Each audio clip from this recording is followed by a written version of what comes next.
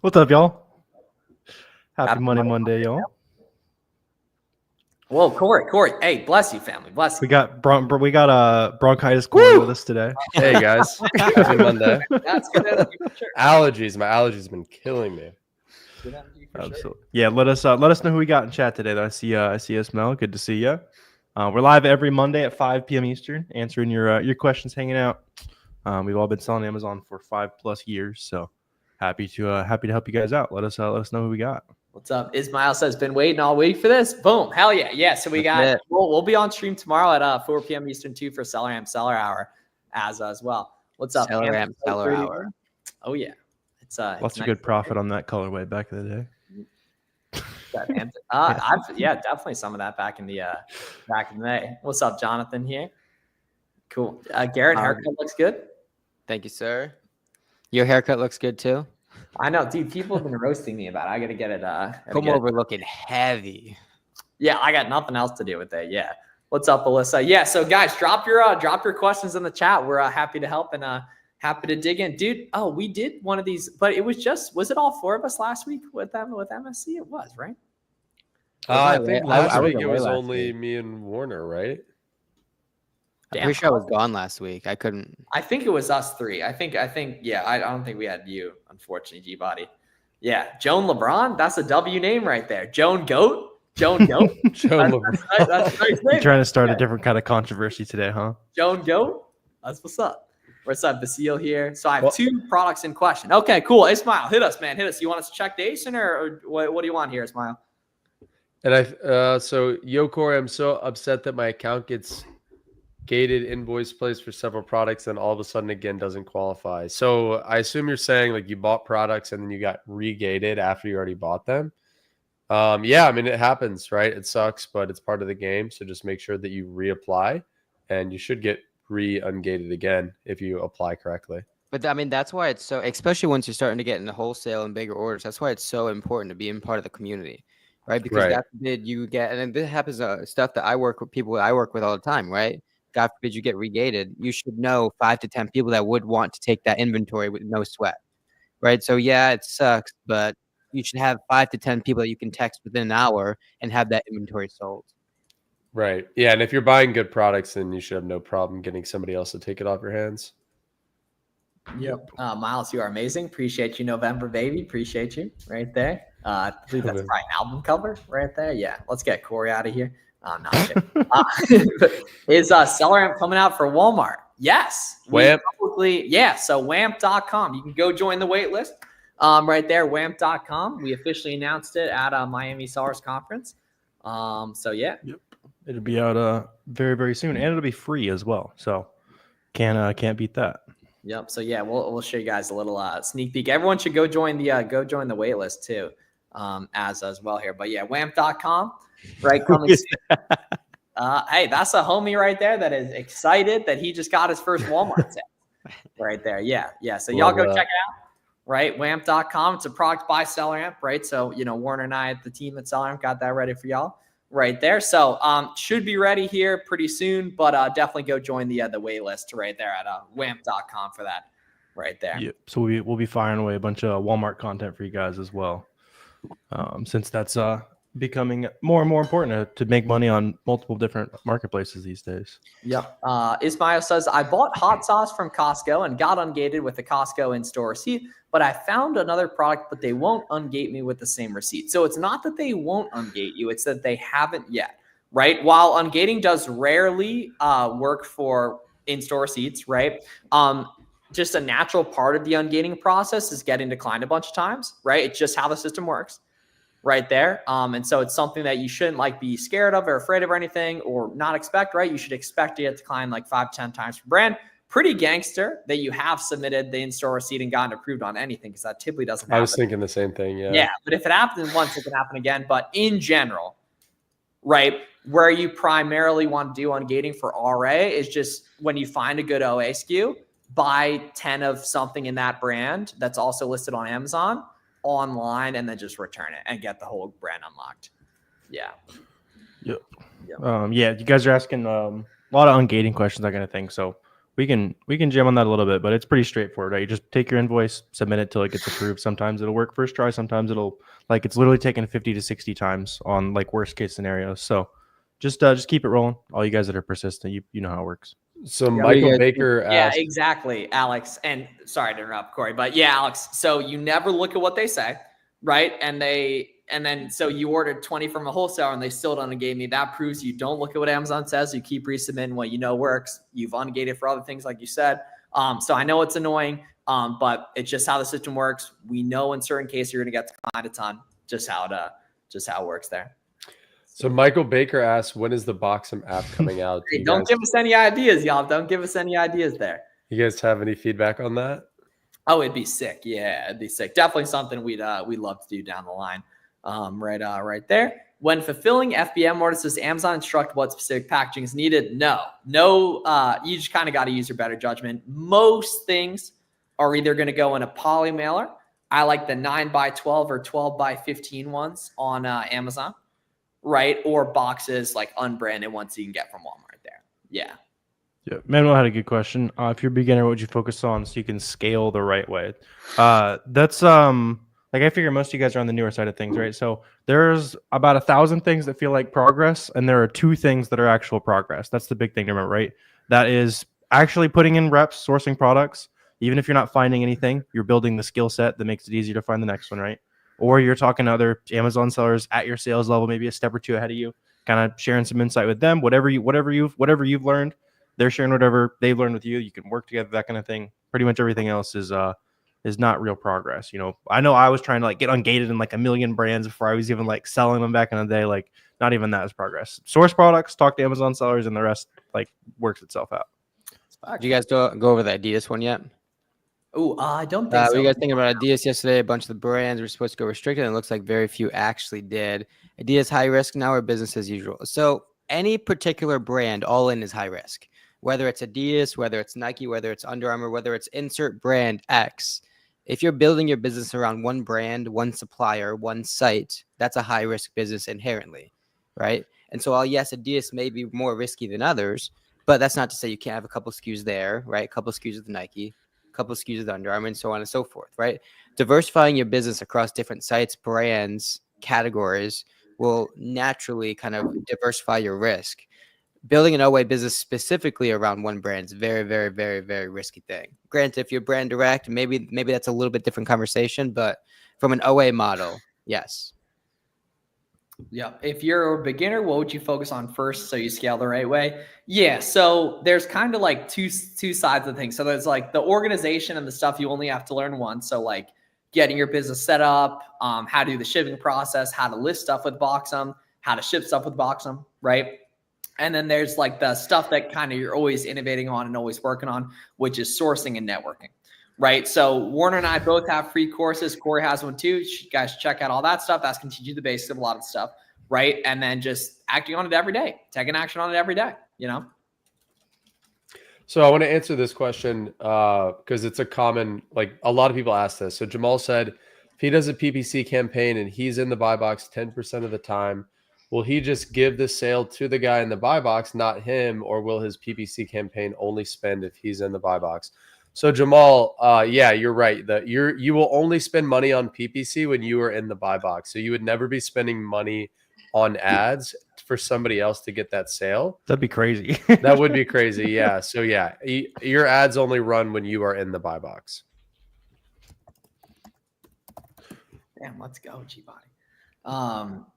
Corey. Oh yeah, fire. Yeah, that's what's up. That's what's nice, up. Michael. Yeah, glad you liked it, man. Appreciate that. This is hot sauce. Should I send it in for FBA? All right, so I can't copy it. Warner, you want to which makes no sense, but StreamYard doesn't let you copy it if you're the speaker or the host, right? But if for example, Garrett, you can go copy it. Yeah, I don't know why it doesn't let you. But yeah, let's live break down this ASIN. It's like a barbecue sauce. We're talking about the Kinders. Oh, I love. That's dude, a brand. I just had that an hour ago with my lunch. Dude, Good that's some of the personal best items, too. barbecue sauce out there. No, we need to check G Hughes is fire too. G Hughes is goated. We need to check the seed oil. Good. The seed oil alert. Sells too slow for my taste. For pretty much anything. Yeah, that does sell pretty slow. Yeah. Yeah. There's almost definitely going to be some failing ingredients in there for you, Miles. Yeah, I can guarantee Qualifiers that. there. Oh, It's so good. So there's a lot of seed oils in it. Very damn. true. So yeah, pass on that just because of how slow it was selling. Unfortunately, there. That's just dropping game. Apparently, black garlic. y'all rock with this bread heavy. Yeah. Is it better to source and sell all different listings, or scaling an ASIN I know sells better, newer seller, and limited capital? Yes, you always want to be diversified. Now, if something's moving insanely well for you, FBA, you hammer it, right? But don't see it as hammer it. You're not gonna only stick to that, you know. If you contact brand who is out of state, how do you handle sales tax using Prep Center tax free? So wholesale, you don't have to deal with sales tax, right? You'll have like your W-9, your business license, as well as a resale certificate, and that's pretty much going to be the prerequisite to even apply for most brands, distribution companies, etc. From a wholesale perspective. Now, some OA sites you can submit that whole resale certificate and you'll be good. But regardless, yeah, you kind of mentioned Prep Center, no sales tax state's going to kind of negate the sales tax completely.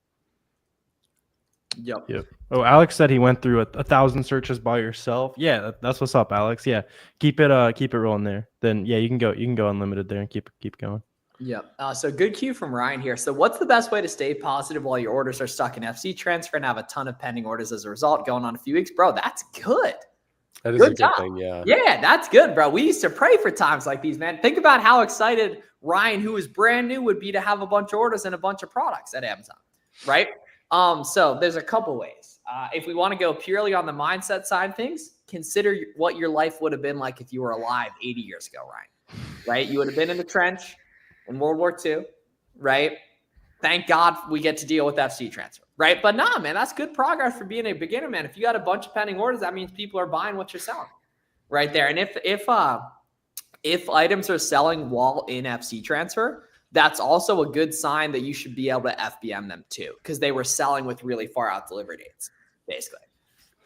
How long did it take all you to find a profitable product? So the first one's always going to be longest, right? But the cool thing is with this business, you get better with the data, you get quicker at disqualifying products, and every profitable product makes you closer to find the next one, right? What do we mean by that? There's a lot of profit in the adjacencies, right? So if you look at one profitable product, the chances that any of those competitive sellers have another profitable product that your team hasn't found yet from a similar site, a similar product, similar brand is highly likely, right? So just think about it. You have 5 good products.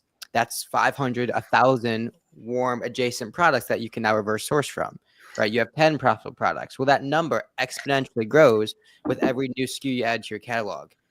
And you could really just leverage the sellers that are kind of in your bubble, right? The sellers that are sharing sorts of listings, buying from similar sites to really streamline how you're finding and how efficiently you're finding those products, right? So the first one's going to suck, right? It's going to take a while. You're going to get super discouraged, but every profitable product you find, the next one just gets that much quicker, that much more efficient, and you just get better with the process, right? All of us can look at a SKU and kind of disqualify or qualify it pretty quickly. But in a beginner seller, it takes a little bit longer to kind of work through that checklist from. Yeah, Michael said annoying is finding profitable items and they're in transit while a bunch of people jump on the listing and hammer the price. So yeah, Michael, that does happen, but you got to keep in mind that while those people are tanking the price, chances are it'll bounce back, right? So it could be that the price tanks while your stuff is inbound, and then as soon as they sell out and your stuff checks in, the price jumps back up and you're selling it at a good profit. So always keep that in mind as well. But even the more important question is to ask why. Like, why are sellers jumping on the listing? And it's kind of as far as like part of your process to self-evaluate how you're finding your SKUs. Did you get a Nike email blast and the product is sitting on the first row of a Nike sale that thousands of sellers are going to see? Or did you have to call a sales rep? Did you have to get a catalog? Did you have to spend $10,000 to get a certain discount to now get warranty or get access to a particular product at a particular price? Or did you have a 10% discount code for an OA site, shipping it to a no sales tax state, right? Where you're shipping FBA and all these sorts of things. Like the more levers you can access to alter a price, the more permanent that situation is likely to be, right? If you're buying something at retail price, sitting on their site in stock at retail price, it's likely with how many people are in the business, how many good sellers there are, that product is not going to stay permanent very long. That market is not going to stay permanent. But the more things you can do to manipulate that price and manufacture your margin, the better off you're going to be, right? And if you ever have questions, the safest bet is always the FBM. Buy it, join the market quick, sell out, and keep it moving. Yep. Isn't it? Please give me some tips for ungating. Just watch either Warner and I's full ungating tutorials. Right there. It's not like a super hard thing. You pretty much just kind of got to be okay with getting declined a couple times. On that. That's good, Adrian. Yeah, Adrian in the building. Adrian in the building. Good vibes. W Adrian. This is the second product. Could you guys see if it's worth it and how much I should buy it for? I'll have to find it online. I would just buy something from that brand and get ungated, and then you're good to go for that whole brand, and probably can find other RA items from that same place. Ismail, right there. Yeah, I would also make sure you're like sourcing through storefronts or like scanning stuff in store, even to get some hands-on experience. Based on the question, are you like just finding something and seeing if it's gonna just gonna like sell, basically? Because you want to like go to the items that other people already have success with. That was completely facts. Is there a distance your prep center should be from your supplier? 50 miles less. This is a good one, Corey. I had a question from a student today who was talking about how he found a wholesaler that would only ship a certain amount of miles away, and he was asking if it was a red flag, which obviously I don't think it is. But what are your thoughts on kind of getting that set up? Yeah, so this is a good question. Now, what people will find is that a lot of suppliers, they're like regional suppliers, right? The suppliers will come out and say, well, hey, we don't ship outside of North Carolina, or we don't ship outside of Southern Florida, for example. And now, in a lot of cases, those are going to be good suppliers. And if you want to work with them, you're just going to have to find a prep center that is in their service area. So yeah, if Joey, if you find a good supplier, I would find a prep center that's probably in their same state at the very least, right? But there's not any sort of like rule of thumb or any specific distance away it needs to be. Because if you're getting free shipping, then theoretically your prep center can be anywhere in relation to your supplier. But yeah, it does help to strategically have prep centers near your best suppliers. This is always going to be like a catch-22, right? Because obviously the more units you send to a specific prep center, the cheaper your cost likely will be. But then you also have to deal with balance that with, okay, well, if I ship from California to Oregon, likely cheaper in freight. But then you have to weigh that it costs, like the cost analysis of the actual per unit fee. And it's an interesting one, though. What should the average turnaround time for a good prep center be? 48 to 72 hours. Man, any prep center that's promising 24 is likely over promising. Yeah, there's no way. Yeah. Unless it's funny. There's like a ton of prep centers that'll still say 24 hours. It's like it's just not realistic. It's not. It's fine. It doesn't need to be 24 hours. That's insane. Like anything under 72, you're good. Yeah, get it out in a few days. You're good. What is the process of using discounted gift cards? You literally just, you buy that gift card and then you use it to check it out on the website. Yeah. Right. And we talked a lot. You probably weren't at the panel though, right? But the interesting thing here is you have to be very, very organized with your gift cards because you're operating on the margins, right? If you buy $100 gift card for $96, that adds you're buying those dollars for 4% cheaper. But if you forget $5 to spend on the end of that gift card, well, you're losing your margin, right? And so every order should be associated with the gift card number used, how much that went to each particular gift card. And if something gets canceled, you have to go back and make sure that the money ends up going back to that particular gift card, right? Because if you have 5 different gift cards all bought for $500, well, $4 or $5, $10 on a $500 gift card may not seem like a lot, but that's probably that's your whole margin. Yeah, that's probably what you're operating on, right? So it's easy to kind of lose $2 on this gift card, $5 on this one, forget to use $3 on another one. But you have to be very, very, very organized with that gift card method at scale, or else you're going to be making way less than you think, or nothing at all. And someone asked, what's a good first business credit card? So the Amex Plum can be really good for what we're doing. And then also the Capital One Spark is one of the ones that I really like because that gives you unlimited 2% cash back on everything with no limit to the amount of cash back you can get. So that's another really good option as well. Chase Business Inc. Premier as well. It's just usually hard. It's just harder to get if you're dropping those giant invoices on if you're a newer business. Right there. Nope, you can't get punished for submitting on gates again and again there. Yep. Let's see. Essentials was saying got a product listed, match the price, getting 0% of the buy box. Any tips to win it? You're probably on back order, or if you're an FBM seller, it might only be going to FBA sellers. So check the buy box rotation on that listing and see who is winning it. See if you can replicate what they're doing, whether it's a fulfillment method, that kind of thing. And then if nothing else is working, it's either Amazon or like the brand themselves that's winning all the sales. And Jamal, I didn't see your question about merging accounts. Yeah, so I'm maybe looking for that repeat too it. here. Yeah. I didn't see it. You might have meant this one here. What's your advice for resellers that don't work with e-commerce sellers?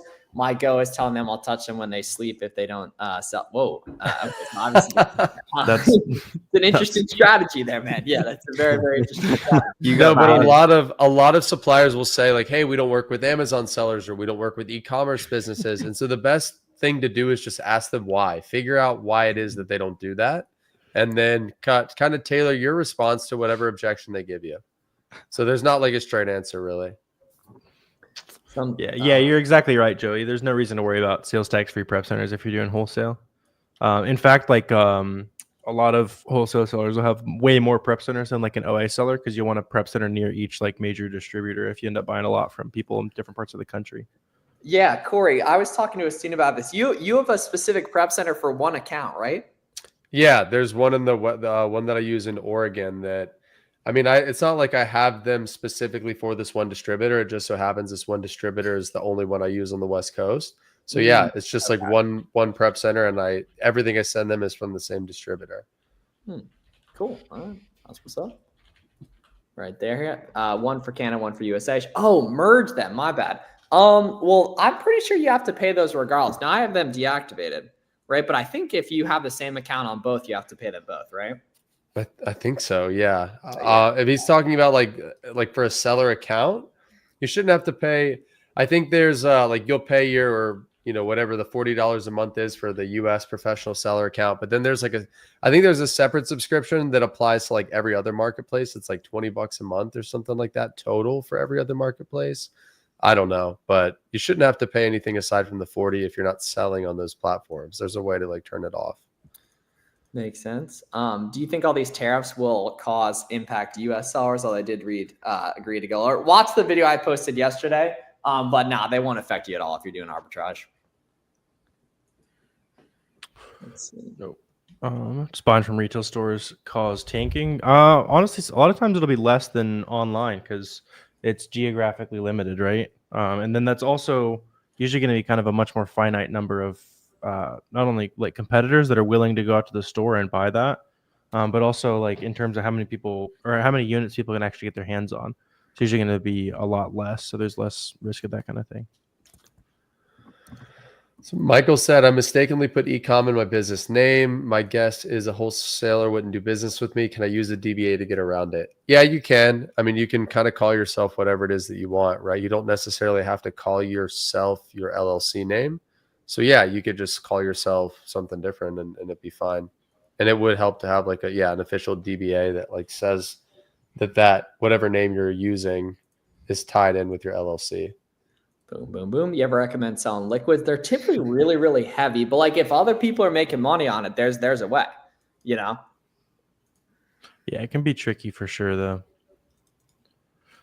Account opening. Somebody's pre-recorded live. That would be impressive. That would be very impressive. Nice. May 12th, 5:28. You're about an hour and a half away from seeing a. No, you pre-recorded that, Miles. In the Miami Herald about there being a sighting of 2016 LeBron playing pickup right there. So just warning you right there.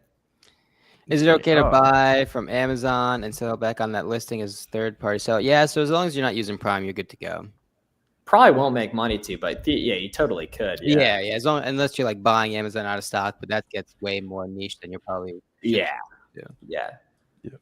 RA and OA will be dead soon. Awesome. Yeah, there's the weekly that we've been seeing every day for I know, I feel like 5 years. I mean, since the day yeah. we started selling on Amazon, I'm excited to see it in 5 more years.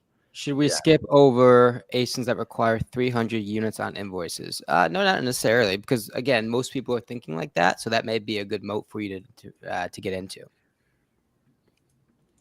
Having trouble buying orders keep getting canceled, flagged for fraud. Exactly. Yeah. So if it's flagged for fraud, ask them to whitelist your account. That's very, very true. That oftentimes when you're getting order cancels, it's not actually because they're anti-reseller, it's because they're anti people doing big purchases and then charging back. Right. So yeah, Johnny, that's a good thing, and that a lot of people are going to give up on that site based on that. right? But all you got to do is get on the white list of that account, basically. My first shipment, all my items have sold, but they're stuck in FCS. So that means you found a really That's good good, steer. man. Hey, Yeah, life that is is good. Yeah, That come means they're on. selling your items back ordered. So likely there's not enough stock for that particular listing. So get more if you can.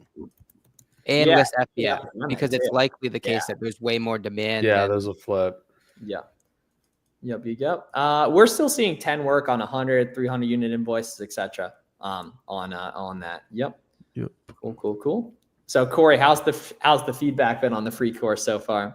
Really good. Yeah. And it's so far, I think it's shaping up to be one of my most viewed YouTube videos. So really good feedback on it. Definitely put a lot of effort into it. So yeah, for those of you guys that haven't watched that yet, just go over to my channel. It was the video from like a week ago. Something like 9-hour free course is the title. So going to help a lot of you guys that are looking to get into wholesale. Some really good info. Yep. Where we sitting still like 13 minutes average. Oh, it was like 16 last time I checked. Yeah. Ooh, it went up. Yeah, it Holy went up a crap, little it went up. bit. Wow, that's what's up. Yep. But I'm close. Somewhere Roddy's in some basement somewhere watching the whole video for just showing love. Somebody is, yeah. Roddy. Corey doesn't even know who Roddy is. No, that's I don't know who that is. Who's that?